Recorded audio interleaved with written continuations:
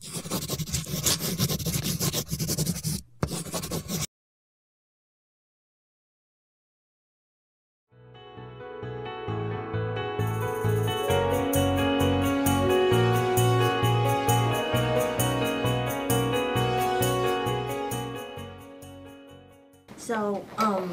you also mentioned about the importance of sales data and the reading data. So why is that so important for you? Well, the sales data is great. It's something that self-published authors have an incredible advantage over even big publishers. I showed my publisher in the UK one time. We were on a train heading out to a science fiction convention, and I opened my laptop and showed him how I could look at my sales in real time, and he freaked out. He was like, man, I would love to have this for our books. But where it's helpful is you do book signings and media events and promotions, and you might have a free giveaway, and you can learn what things work and what things don't work because you can see it immediately. If there's a jump in sales that day, sometimes I can look at my sales and see that something happened, and I can search the web and find out who wrote about the book on what website. And that way you can reach out to them and thank them and form relationships with the people that are giving your career a boost. So, all this information is helpful. Not knowing is never helpful. I would much rather have more data and ignore some of it than be confused and not know what's happening. The reader data, you're probably thinking of the digital streaming people like Oyster that want to that can show you how far into the book people read before they gave up on it.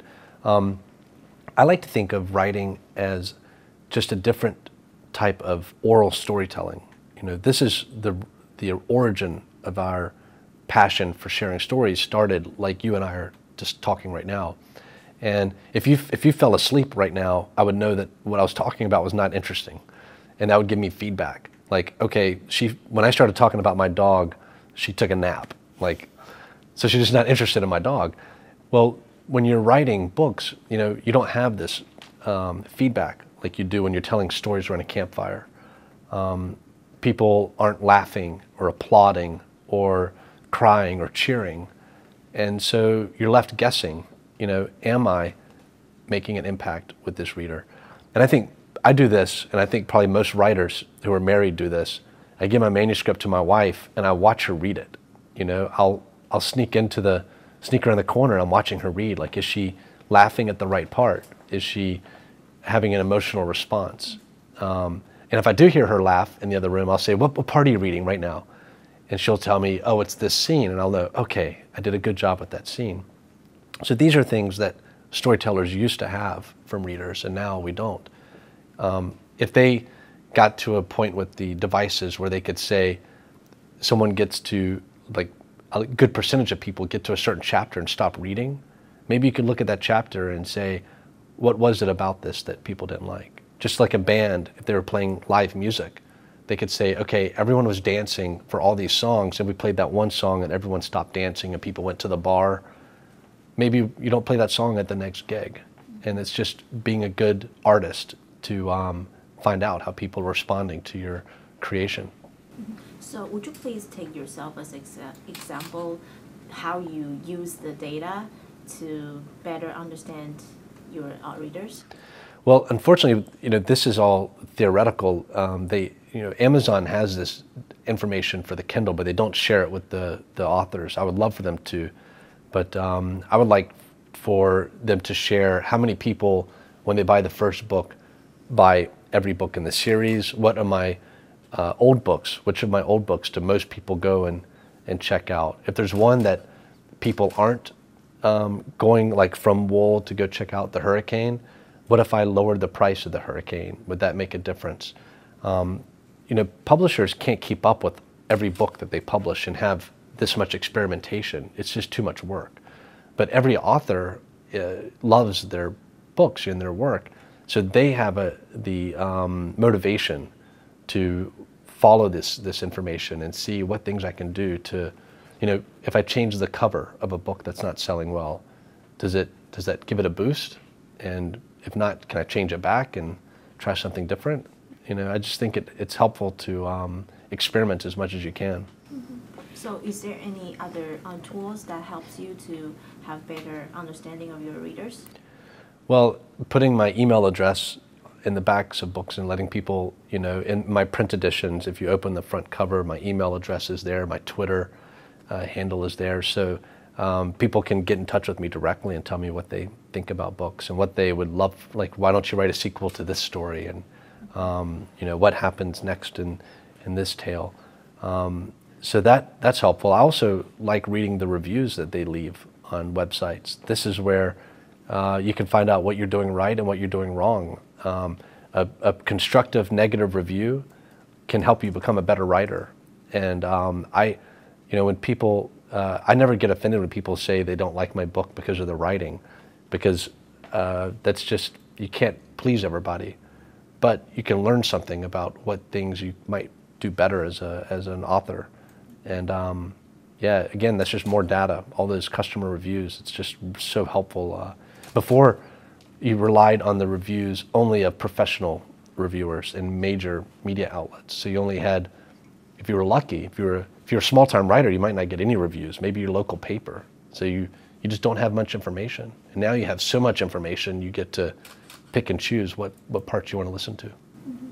But the tricky part is, I heard of some of the authors told me they don't really care about what readers thinking about, because they want to keep their arts, keep their work complete. So what do you think about this part? Because there are always some different opinions toward. Yeah. It's good to listen or care about what your readers thinking. I think you know, we don't all have to be the same artist, and expecting everyone to be homogenous and there's only one kind of artist out there is, I don't expect other people to share my views, and I wouldn't force it on them, and I wouldn't judge people for having a different view. I think if your goal is to create art, then you don't care what people think, and you probably don't care how many copies you sell and how many readers you have. My goal is to entertain, and if people aren't entertained, I want to know about that. You know, I'm interested in the readers who are reading and enjoying the piece, and they're turning pages and reading late into the night. And if they're not doing that, what do I need to do better? Mm-hmm. So for you, readers are very important, because you mentioned about your readers a lot of times during this interview. So why is that so important for you? Well, this is something I've noticed too with self-published authors. We work directly with our readers. I think where you get your money from changes your perspective on who you're writing for. So when your money comes from a big publisher, the publisher's your customer. What do you need me to write next? And they're guessing what the reader wants. So there's someone in between the reader's taste and the author. Or you might write for your agent. Your agent says, we need this next. All my earnings, you know, what pays my salary comes from individual readers, you know, in little $4, $2 increments. And so I know that those are the people who are supporting me. There's no confusion about who I'm writing for. I'm writing directly for them. And that means that being able to work at home all day like I am, and being able to travel and go to bookstores, and all the things that have happened to me have happened because of the readers. And that puts me in a position where I'm so thankful for them. You know, I feel like I owe them just so much gratitude. And it's why I like to be very accessible to readers, and why I love meeting them when I'm out in public. It's very moving for me that so many people have been touched by my work, that they support me now. So not having anybody in between us, I think, forms a tighter bond and a greater appreciation. Mm-hmm. Okay, I see. So do you think that the publishers also need to put the readers in the center? Yeah, one of my favorite blog posts that I've written on my website is one basically that says it's about the readers. You know, the publishers really need to think of what the readers want. Mm-hmm.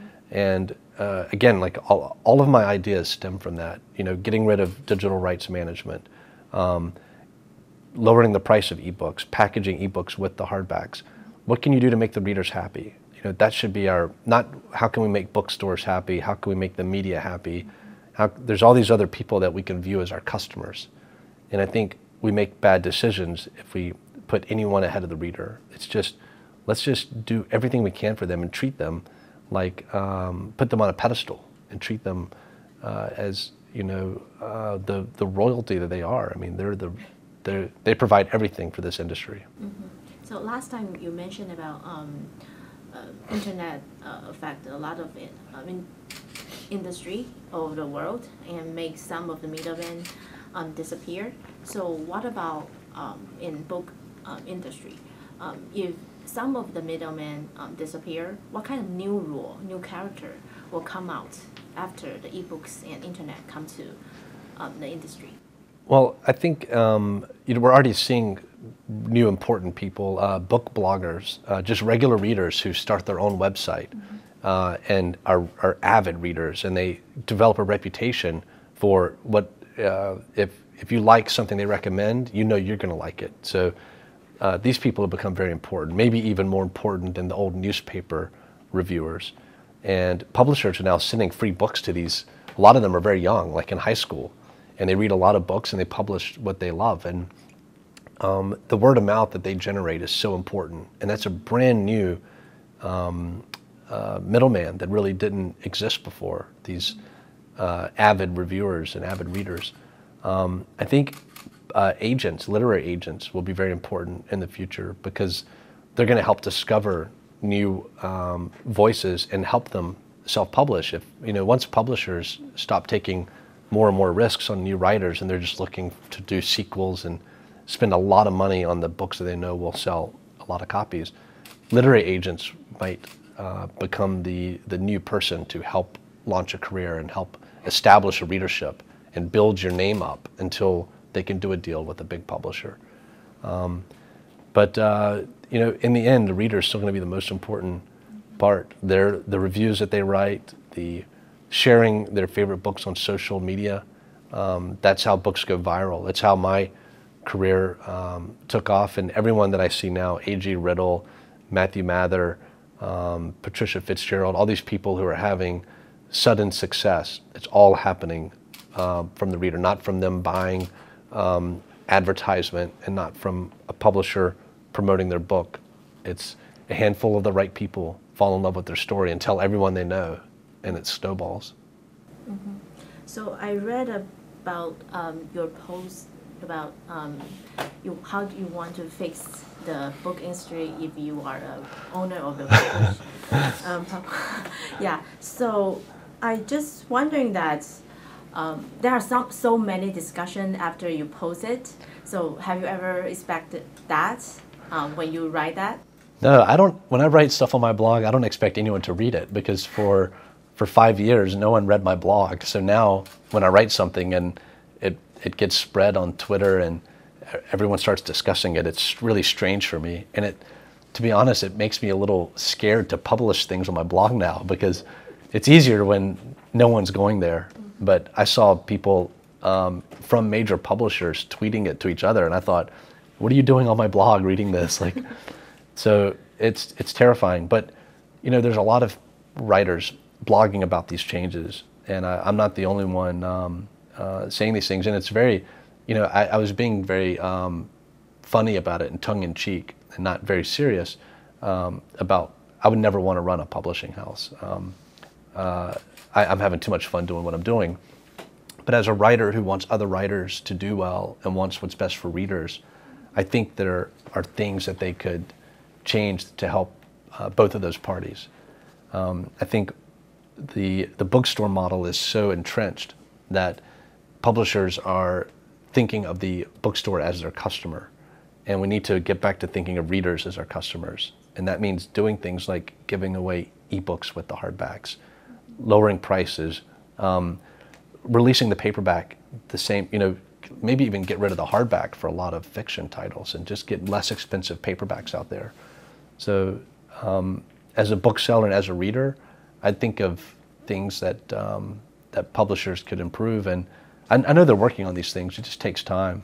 And maybe, I don't know, if enough people give them these suggestions, they'll see there's demand for these changes. So how do you think of all this discussion? Do you think that's healthy for the industry, or?